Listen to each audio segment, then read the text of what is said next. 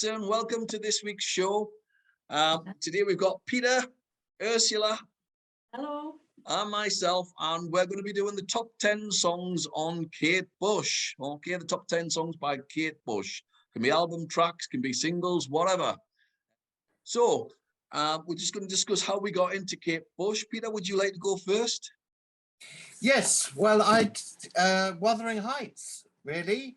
You know, it being on the radio in the 70s when, you know, I was a kid. I remember my parents taking the mick out of it because of the unusual vocal. And being as the way things were in our house at that time, it was like, well, if you don't like it, I'm gonna. Yeah. So it was like, it was an early act of rebellion straight away, was to like, right, well, I don't know whether I like it. I'm not sure yet. I'm certainly intrigued, but the fact that you really don't like it makes me want to research this. So yeah, it was, and then I bought the Kick Inside when it came out, or I got it for Christmas or whatever, much to my parents' chagrin. And I was like, yeah, this is it. Here we go, obsessed. So, oh, that's fair dues. Ursula, how about yourself? well, yes, same with me. Long before Stranger Things and Running Up That Hill made the chart, it was Top of the Pops for me as well. I had older brothers and sisters who were always watching Top of the Pops and Whistle Test and things.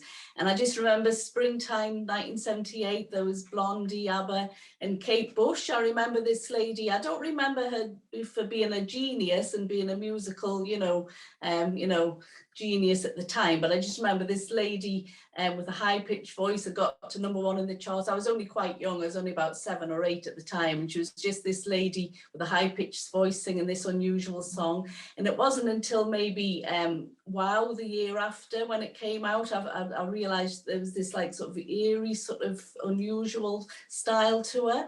And then the year after, I saw a clip of Army Dreamers on Top of the Pops as well, like a clip of the video.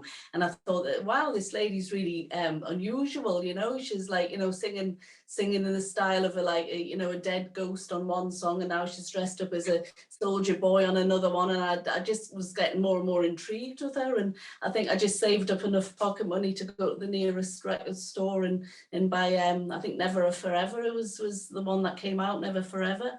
So I just bought that, and the rest is history, I suppose, as they say. Yeah, mine's the same as both of you, really. It was Top of the Pops, Wuthering Heights. Thinking, what the hell's this? You know, like Peter said, you were very unsure, because I mean, I was a little punk kid at the time, so I loved a bit of Blondie and all the rest of it, and as well as like the punk bands. But then it was so weird.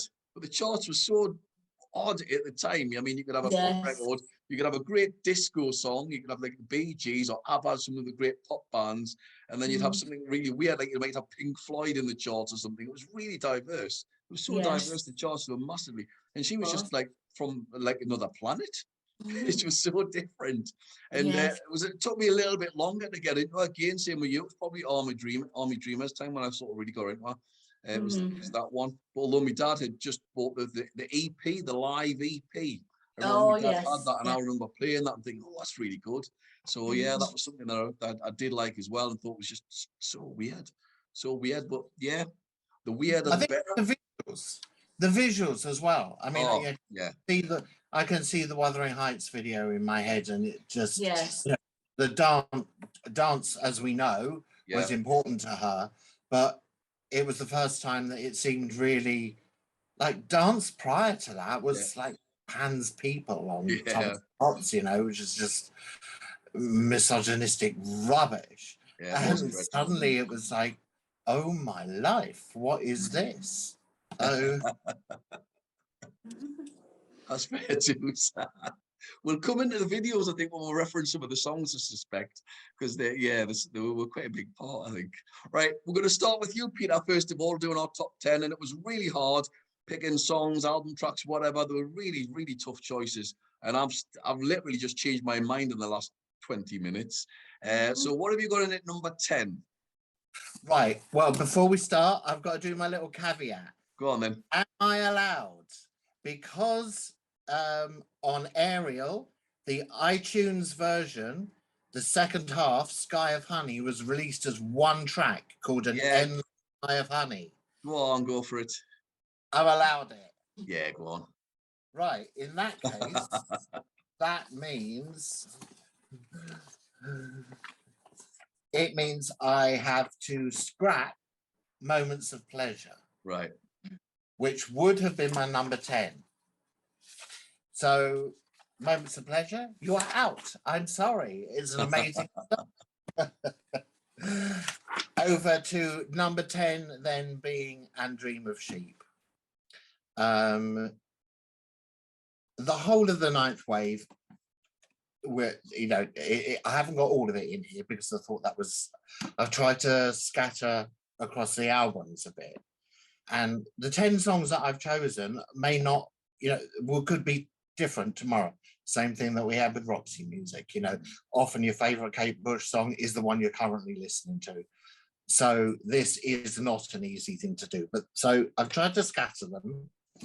And yeah, Dream of Sheep, that's something I cannot live without. I can't live without that song. It's the opening line, Little Light Shining, and the video that she did for Before the Dawn. When that came on, it was a boof end, just crying, sobbing, hysterical.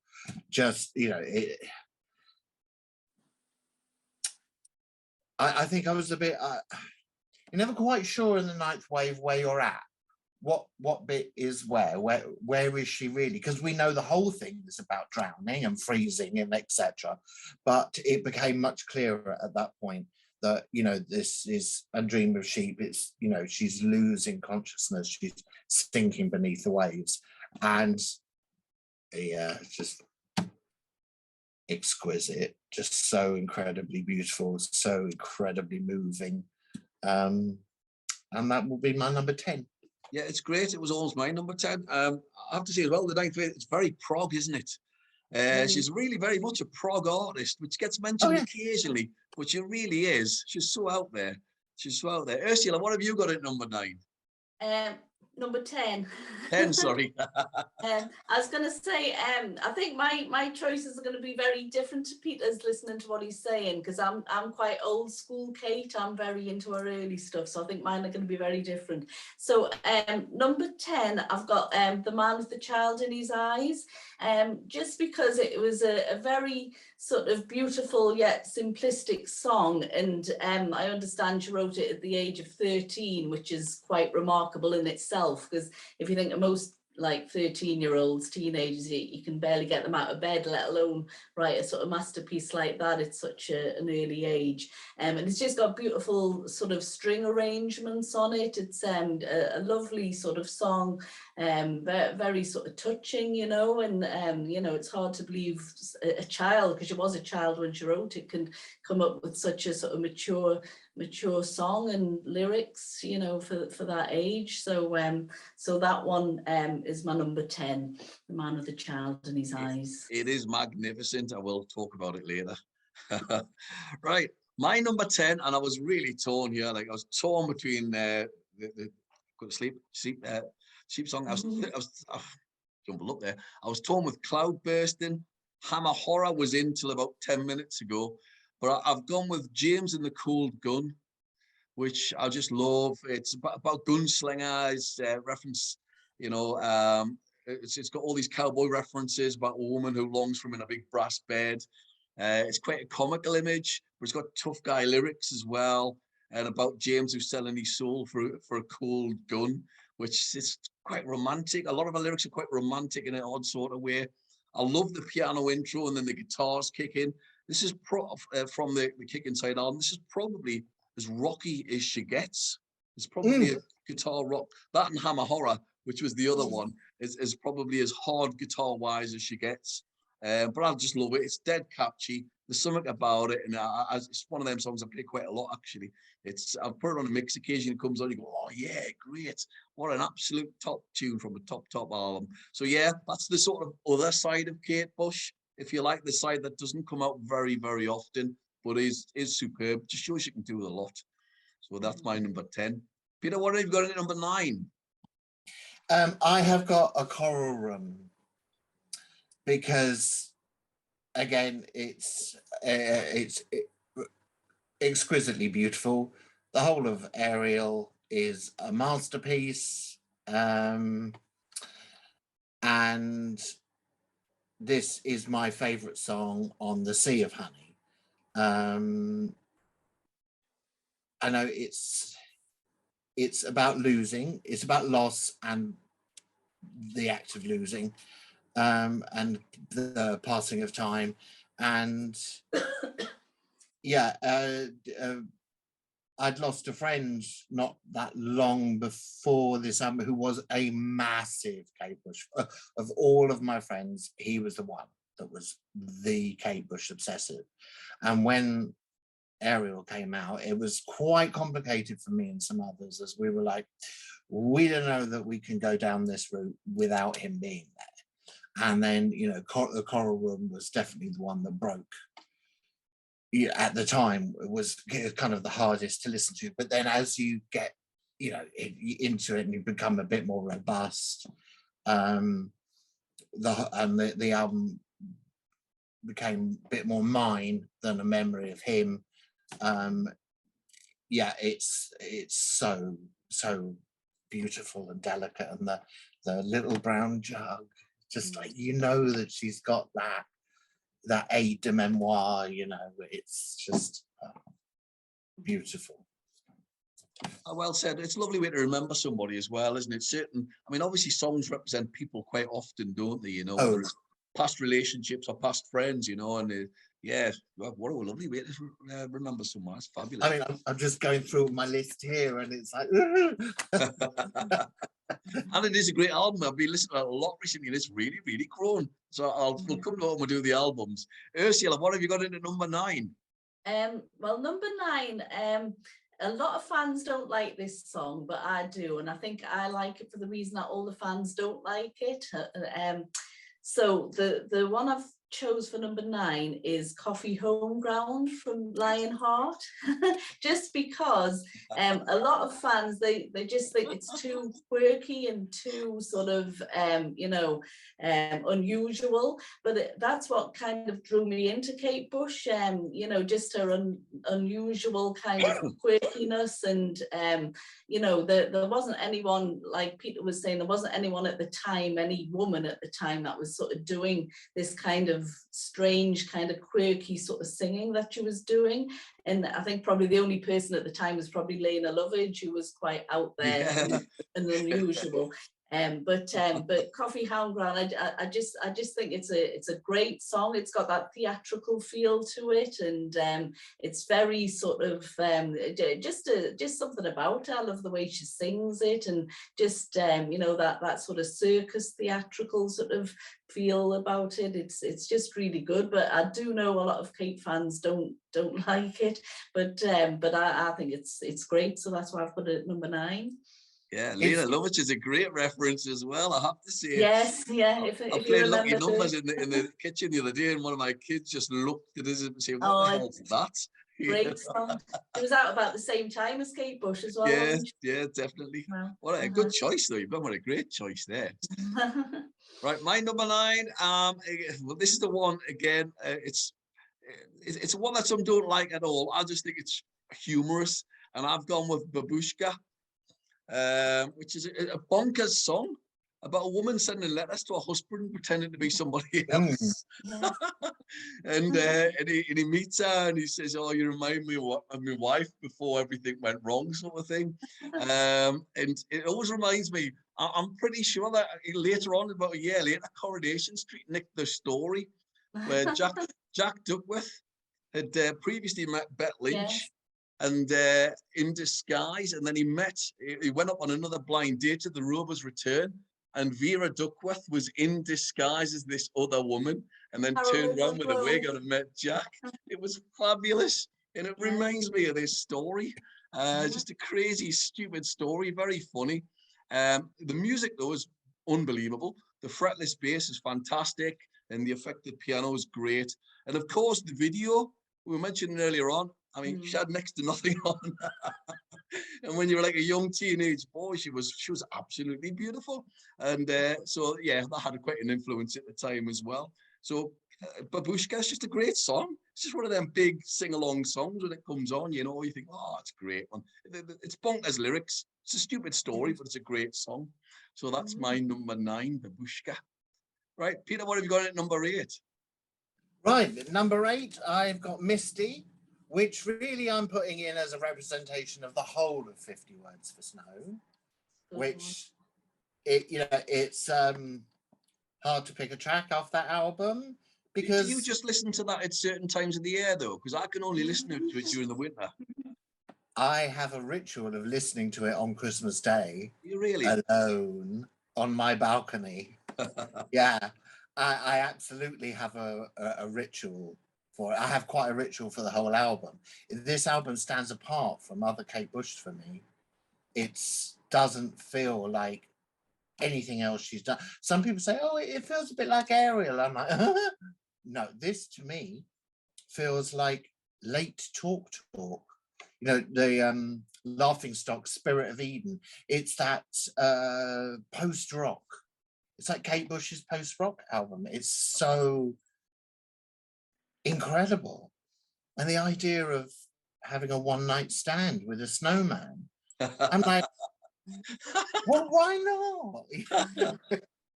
You know, if you're looking, like you said about Babushka, you know, bonkers lyrics. If you want a traditional lyric or something, Kate Bush ain't, you know, look elsewhere. You know, she's going to be taking us all marvelous. She is a fantastic story writer. I've mentioned that he's got snowballs, but I better not. Go on, sorry for that. But yeah, it's so orchestral and so beautiful. And yeah, it was hard to choose one song out of 50 Words for Snow.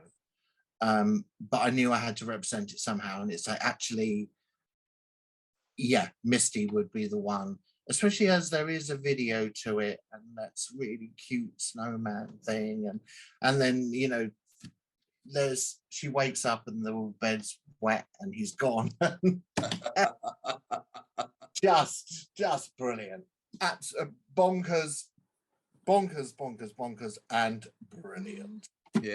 Yeah, no, that's unusual. I wasn't expecting that. I wouldn't have picked that at all. I think it's a great song. I wouldn't expect anybody to pick that. I'm really surprised. It's great, and it's a fab album. When we do the albums, it's a fab album. But I can only listen to it like 2-3 months of the year, along with the Sting album that he did, like the Winters album, is great as well. Actually, that's for another time. Ursula, how about yourself then?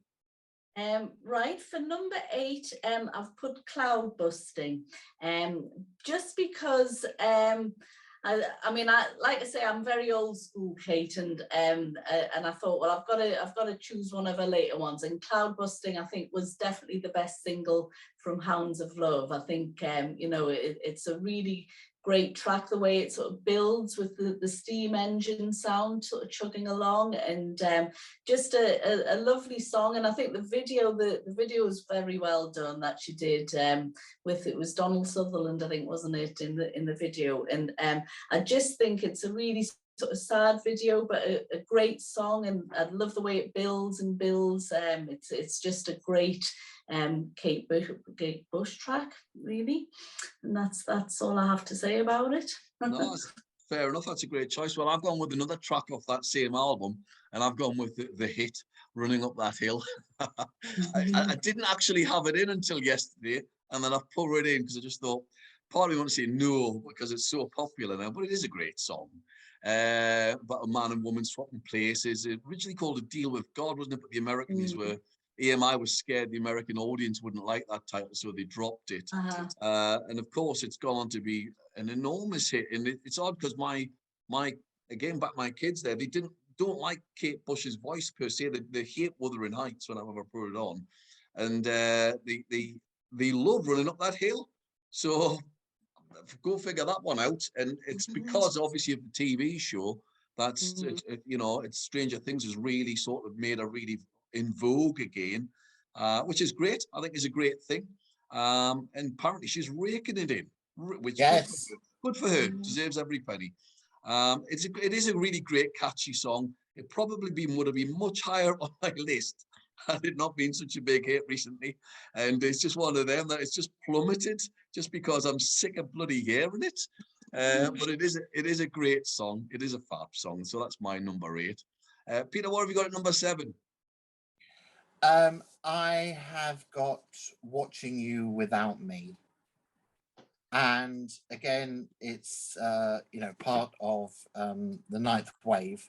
And prior to having seen the show, it wasn't the strongest part of the Ninth Wave for me, because I don't know, I didn't really get what's this bit about, and I kind of tuned out of it.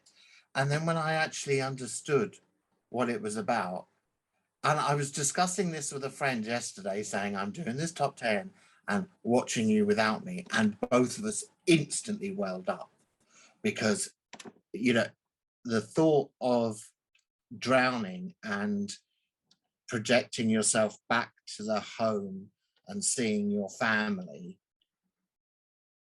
without you, and you're watching them without you, it's like ow. And in the show it was so fragile and so immense, and I just realized what an incredible masterpiece of writing it is. So that's Watching You Without Me. I wished I'd seen the show. I had 3 tickets. I was in the box and I went to press the button and I thought, oh no, I'll just go with 2. And as soon as I released it, that was it. They were gone. I could have cried. But honestly, there's very, very few shows that I regret not going to, but that's probably top of my list. Oh, at the Hammersmith Odeon, I was absolutely choked. But yeah, I don't want to talk about it. Sheila, what have you got next? Right, number 7. I've got Suspended in Gaffer from The Dreaming. Just a very up-tempo, great catchy tune. I'm not really sure what it's about. It's just one of those sort of like you say, bonkers songs where you don't know what she's really sort of singing about there. But it's just a great up-tempo number. It's you know, definitely one of the best on The Dreaming, and I think it's definitely one of her best sort of earlier songs as well. So I've put that there. So Suspended in Gaffer is my number 7. Yeah, it is a great song. It's a lovely song, actually. That was another one I had written down, and yeah, it's on my honorable mentions list. Oh yeah, I've got a few of them. There goes a 10 as another one on my honorable. Yeah. I like that. And it never charted at all, did it? Yeah, I think that's the only song that never charted, but I like that one too. I think it's great. Yeah. No, not at all. The general public. Yeah, the general public. What do they know? What do they know? You know, I've seen people that say The Dreaming is a terrible album. It's like, well, then you're a fool. Right. My number 7 is This Woman's Work, which I just think is fantastic, really is. Featured on the film She's Having a Baby, which I have no idea, I've never heard of the film. And it's quite a personal song, this to me. It's from a male perspective, somebody whose wife's having a traumatic birth, which I've sort of experienced being the man in the room at the time, although in the song he's outside the room. So the lyrics are really resonant, you know, but it's beautiful. It's so beautifully sung. It's so well constructed. It's just a very, very personal song. So it is just such a great song. It's the whole personal, the whole package, if you like, you know, and you hope in the song that everything's worked out well, which obviously it did from my perspective, but you hope it does. And it's got this real resonance to it, you know, which every time I hear it, you go, oh God, that's, yeah, all right.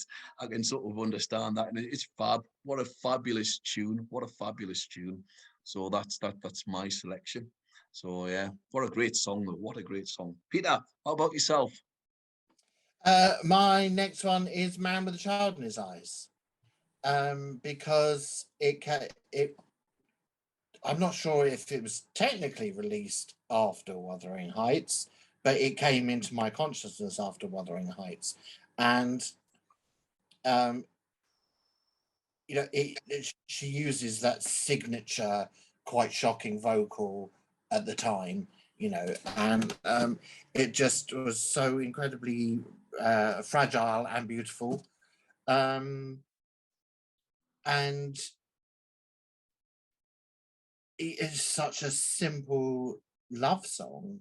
It's relatively uncomplicated, and yeah, I've just plain beautiful, It really. is. It is. Don't need It's to say much more, so yeah. absolutely majestic. Mm. Ursula, what have you got at number 6? Number 6, I've actually got this one. I've got this one with me actually.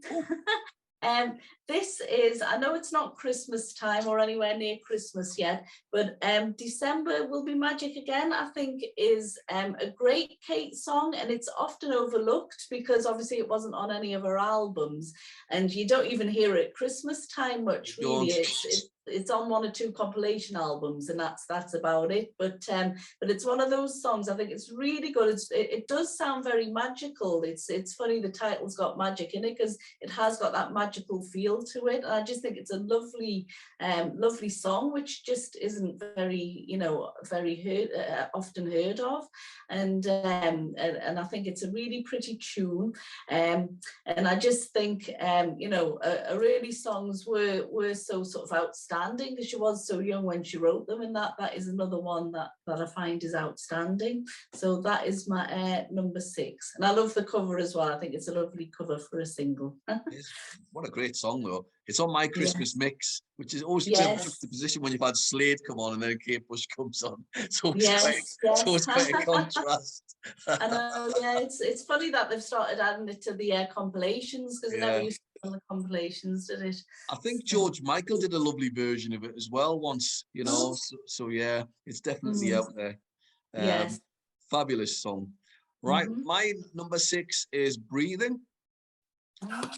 About a fetus, which is again more nuts lyrics really, and about being aware of what's going on in the outside world. And there's references to nuclear fallouts and the perils of cigarettes. But I love it. It's got this really spaced out Pink Floyd "Wish You Were Here" sort of sound about it, which is added to because apparently Roy Harper does the backing vocals on it, and he was on the Pink Floyd's "Wish You Were Here" album.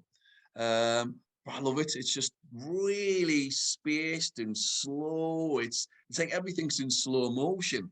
And you got the breathe in and breathe out and breathe in the nicotine. The whole sort of thing is very, very clever.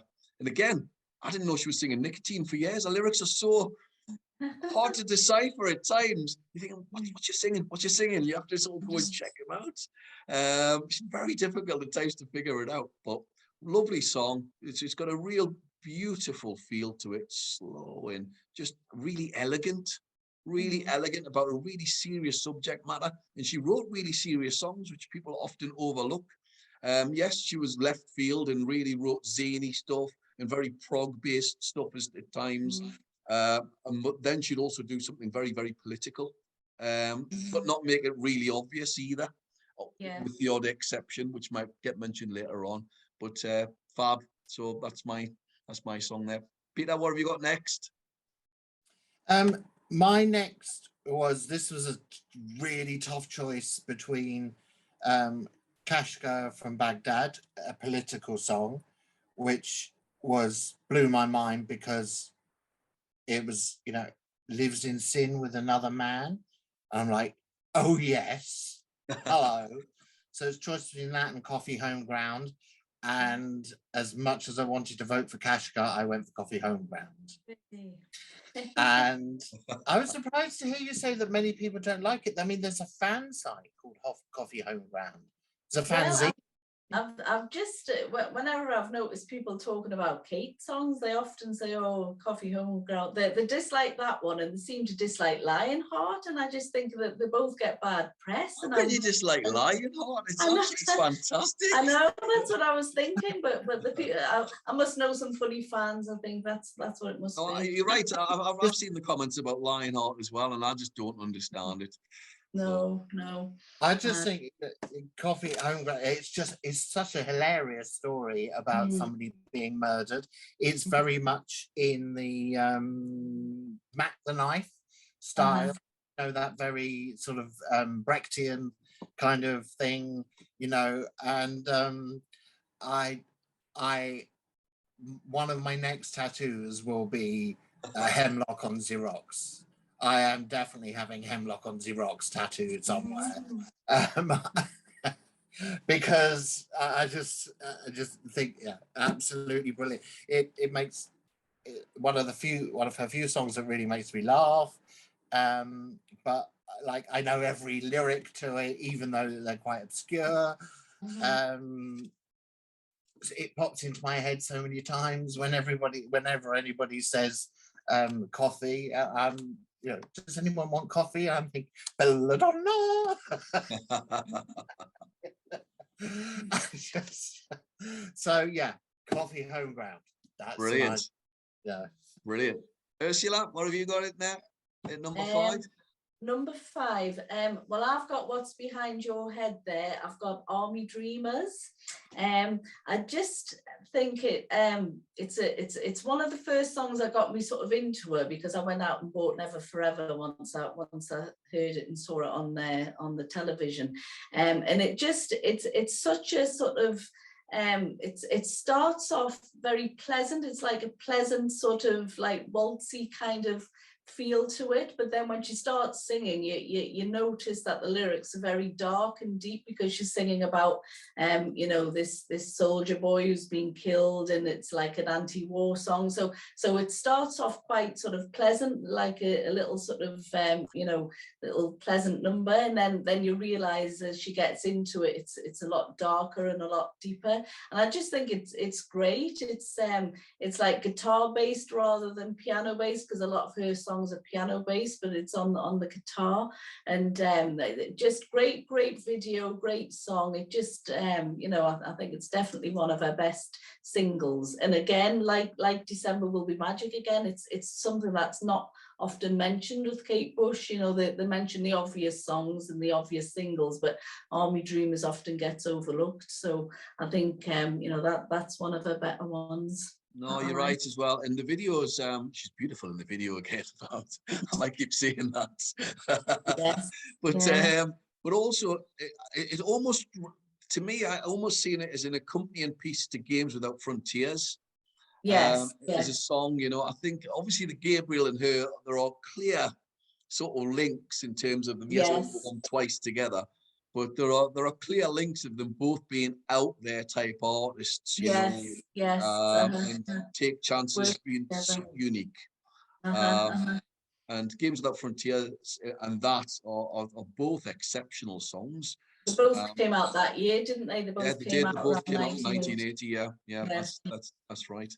They definitely influenced each other. Yeah, again, might feature soon. My number 5 is Wow. It's again another big hit, huge hit actually. I love the dreamlike opening. The sort of, again, the key sort of opening. It's almost like a Scooby-Doo dream sequence at the beginning, and then Kate's voice sort of comes in really central. The song almost seems to be like a mixed sort of extended metaphor about relationships, and then blurs into sort of the idea of the acting industry and music industry.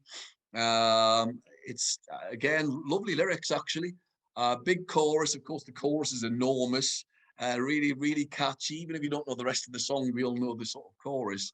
It's got the humorous line, "Too busy hitting the Vaseline," which obviously had the sort of gay sexual reference and was banned by the BBC because of it.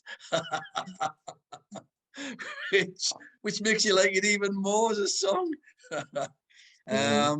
But fabulous song, really good, really catchy. It's a hum along song. And I always, being a big TV fan, I love the reference to the Sweeney in it, which is one of my favorite cop shows. It's just, it's so, yeah, such a good song, such a good song. So that's my number 5. Right, Peter, what have you got at number 4? I've got Night of the Swallow. It again, it's one of those songs that gestated in my head to being like, I know every single lyric of it, and it's the tension of you know, the whole don't go through with it.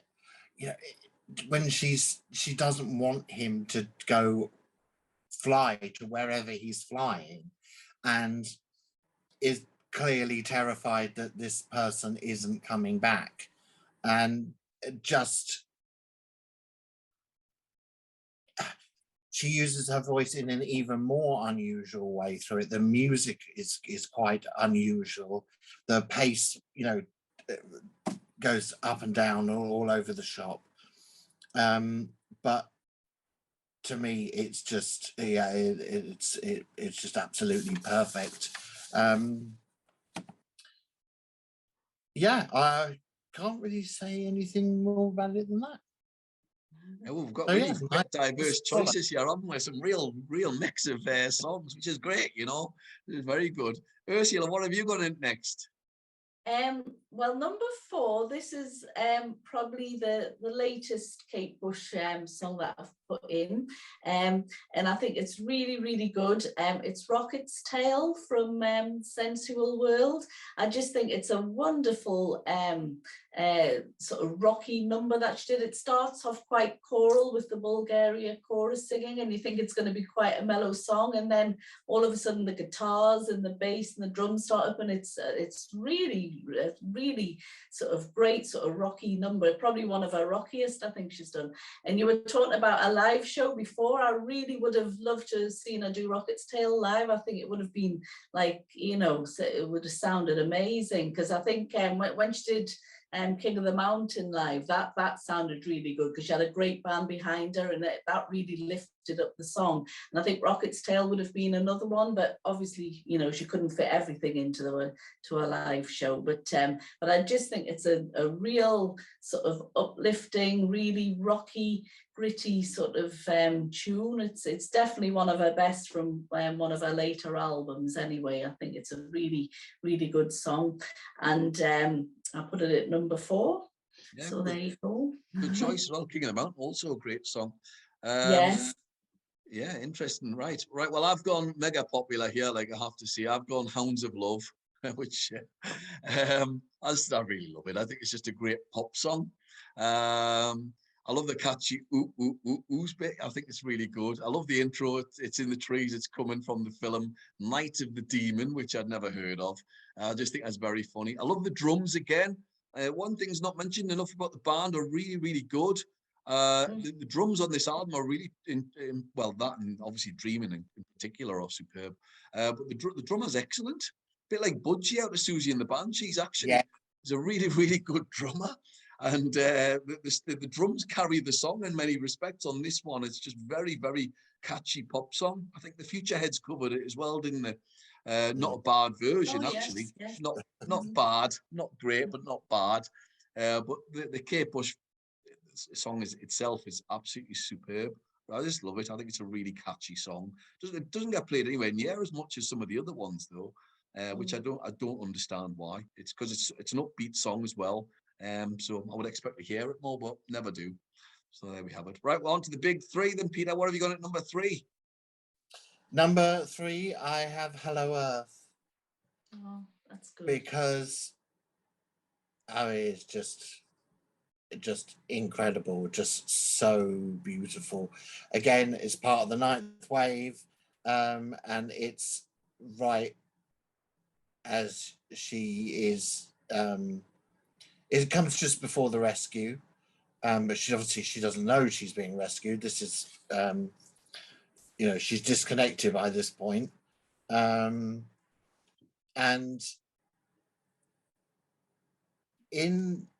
at the show they sold a rescue tin And in the tin was a inflatable ring Right.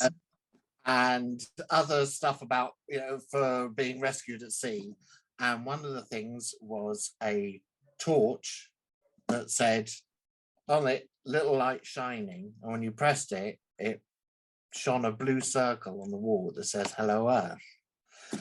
And the amount of times at night I listen to this song and just sitting there with the torch, just as I'm laying in bed. And, you know, it's so fragile and it's so whispered, and it's, you don't have to take the negative connotations from this of drowning.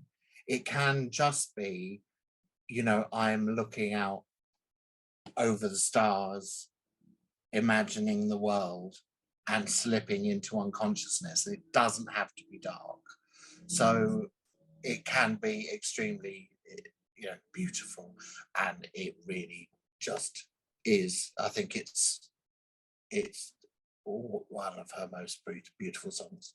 It is. The Ninth Wave also has Rebirth on it as well, though, doesn't it? You know, so you've got all of that going on it. It's one of those, isn't it? When I first listened to it, I'll not talk too much about the album, but when I first listened to it, I thought, I don't get this, don't get it at all. And now Oh, no, it's no, much no. better than it's better than the first sight for me. It's just amazing. But oh yeah, the Hands of Love, the first side, stop listening to that within weeks. It's like, yeah, pop songs, well done, thanks very much, lovely, move on next.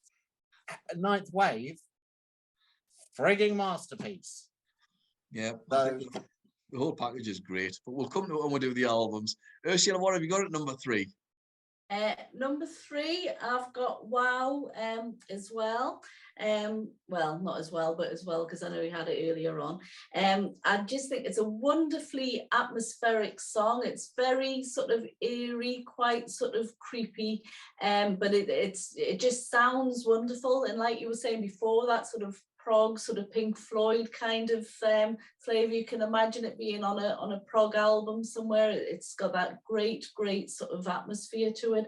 And I just love the way on Lionheart, when In Search of Peter Pan ends and Wow starts up, that sort of blend from one song into the other. I think it's just superb. It's probably the best sort of link from one song into another that I've probably heard. It's a really magnificent sort of part of the song there, where it starts up, you can hear the orchestra sort of tuning up, and she comes in really slowly into the song. Just a great sort of stunning pop song, you know. I just well, it's not even a pop song really, it's just it's just Kate Bush, isn't it, at sort of her finest, I think. And just love the atmosphere, very sort of strange, very eerie, and it's just great. So I've got it at my number 3.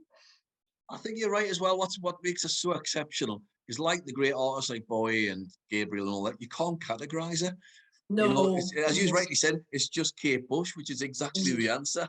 You know, yes. you can't really categorize her in a certain, you know, in a genre, because she's genre defying, if you like. Just you know, herself. Yes, you yeah, know, that's yeah, right. fabulous.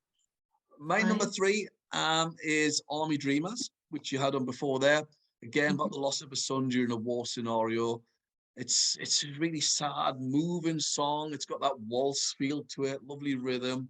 We mentioned everything else before there, really. I mean, I've not an awful lot to say about the video and all those things. I think it's just a real sense of melancholy to it. And she does melancholy better than possibly any other artist. It's so moving. It's so moving. It's beautifully written. And again, it was banned for the Falklands War as well, wasn't it? Along with the Clash's Rock the Casbah wasn't allowed to be played. Although the Clash originally wrote it for the Falklands War, called Rock the Task Force, but that's another story. And so yeah, it was banned for a while, and it's just a really fabulous song. It's a fabulous song, and the lyrics are really sort of hard hitting and beautiful. But you know, top draw. Peter, what have you got at number 2? right, we have Under the Ivy, which would have been number 1 if the rules had been different. Yeah, Under the Ivy may well be the most perfect song ever written by anyone ever. Straight up, you know, it is an extremely melancholy song. Like I said, she does melancholy very well. And this is the finest example of it. The line, the little girl inside me is retreating to her favorite place, is just, you know, I think it's in all of us that, you know, in those times when you feel fragile, to find your place that is under the ivy, you know, to find somewhere that you feel safe. And the song is essentially about feeling safe. But here she's telling someone how to find her in her safe place. And the safe place that she's describing is, it's just so incredibly beautiful, you know, with the go to the rose, go right to the white rose. You know, it sends shivers down my spine every single time. It is a stone cold masterpiece. And yeah, there are very few things in any form of art that are as high as this. This to me is, you know, this is a high human achievement. This is why we are on this fucking planet.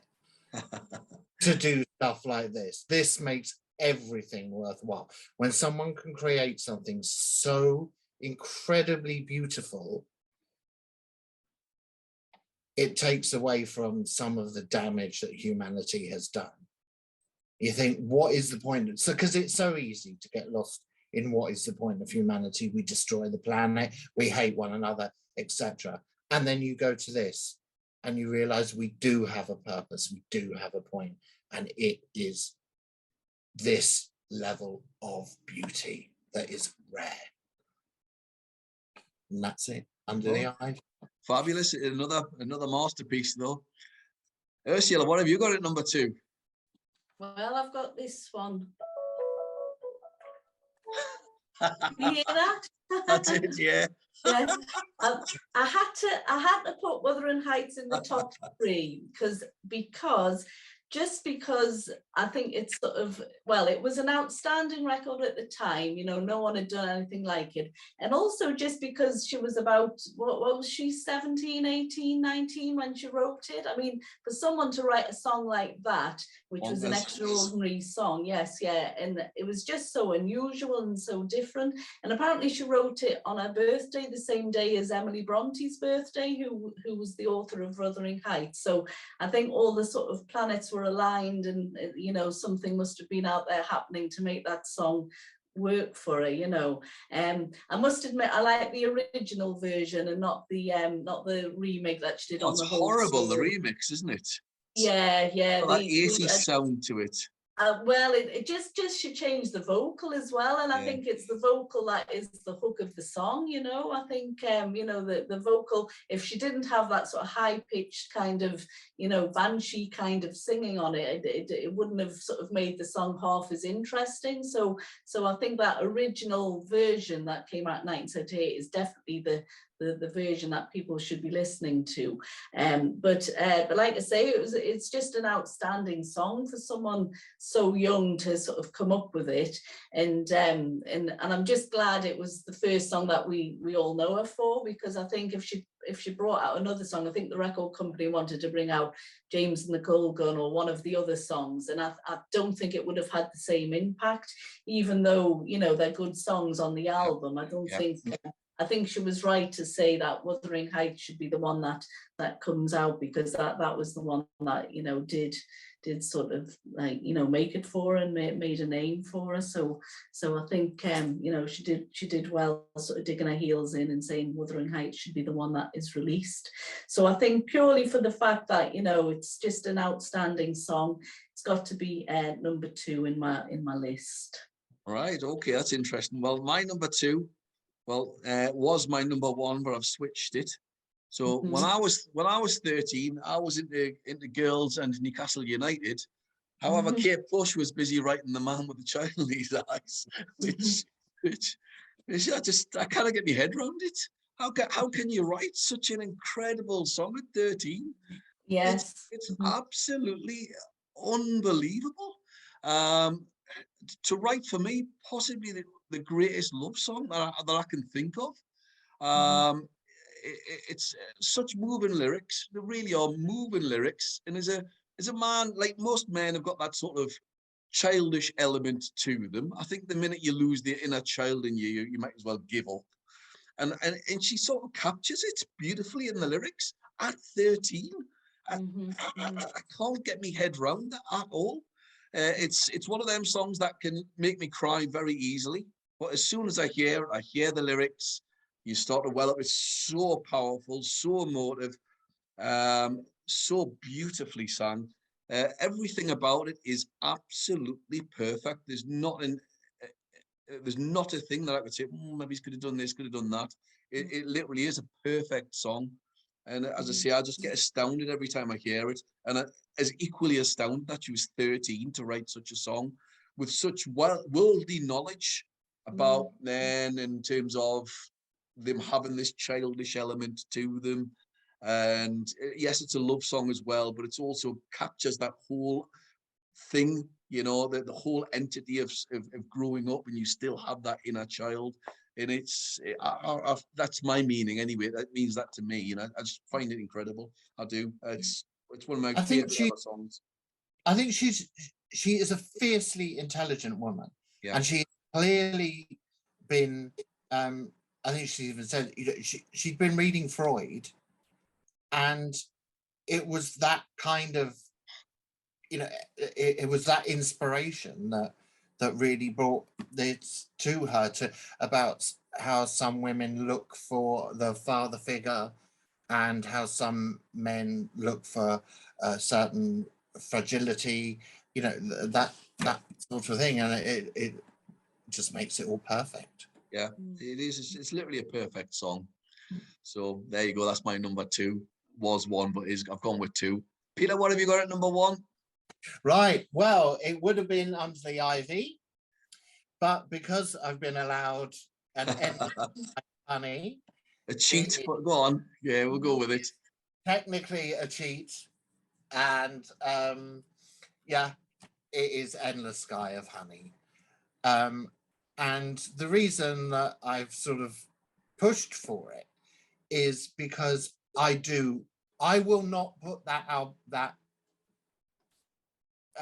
song on unless I'm going to the end.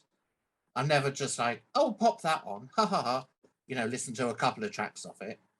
I do listen to the iTunes version, the one track.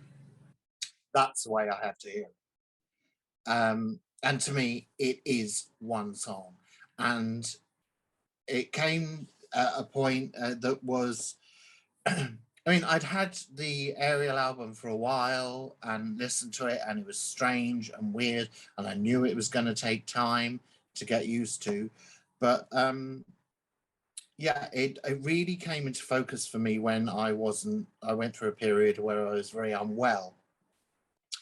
And I got a ritual of waking up and putting that on and just laying in bed, listening to the whole thing. And by the end of it, I could get up and move and I could function. And I literally think it saved my life. It is that important to me.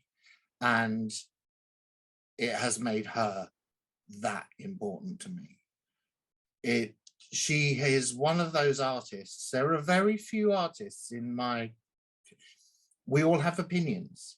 But there are some things that are facts. And if you come to me and you say, I actively dislike Nina Simone, The Clash, or Kate Bush, you're being cut out of my life, and I'm deadly, deadly serious.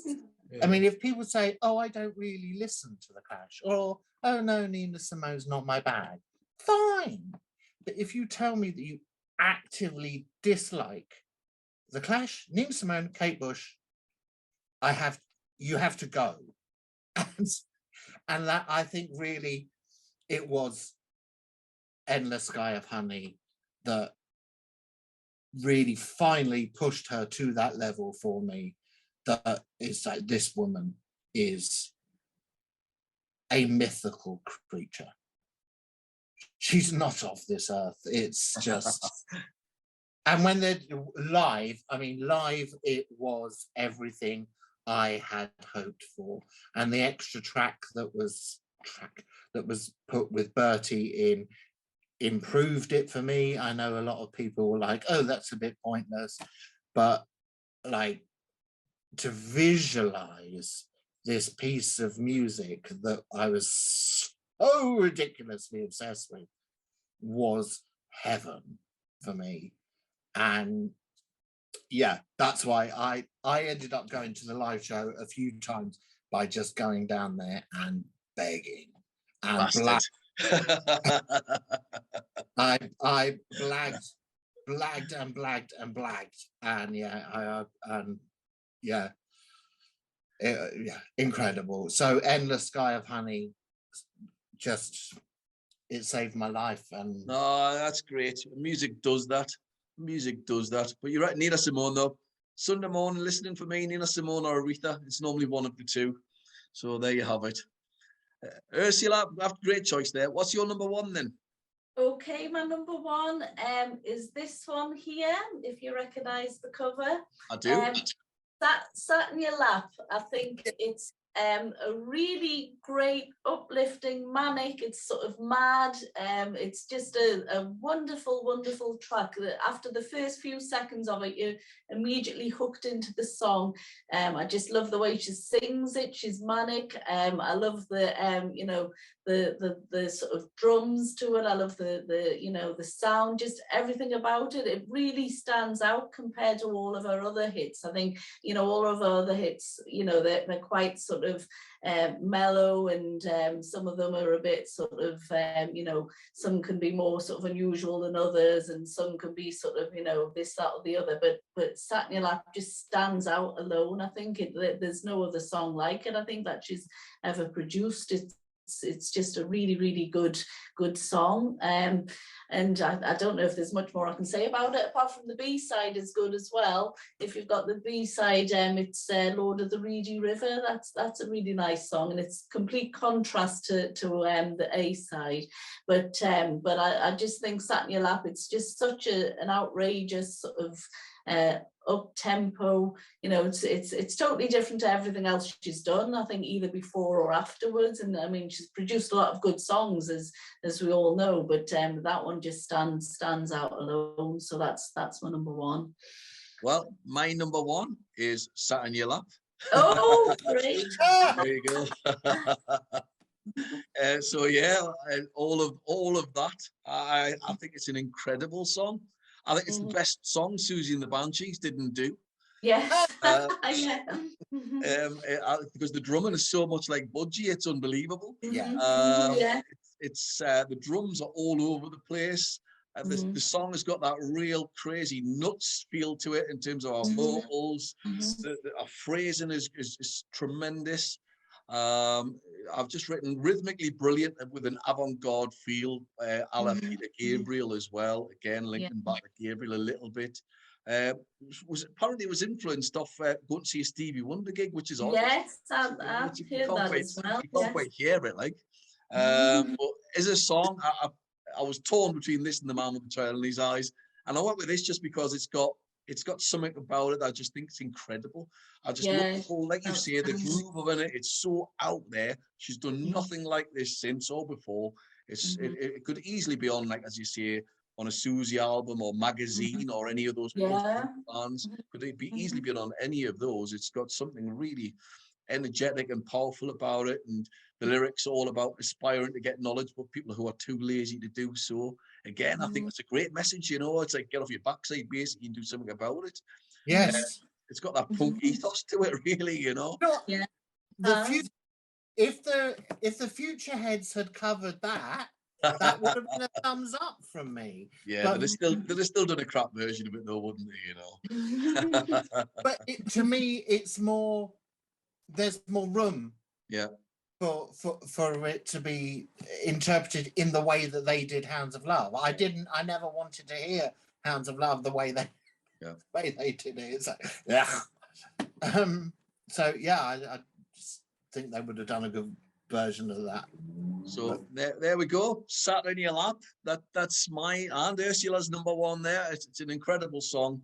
So it will be interesting to see what people think. If you can leave your comments below, and please hit the subscribe button, folks. Okay, we're looking to build up the numbers. We're getting lots of views and people not subscribing. So please subscribe.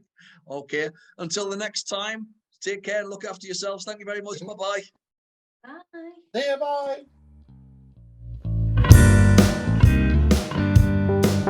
bye.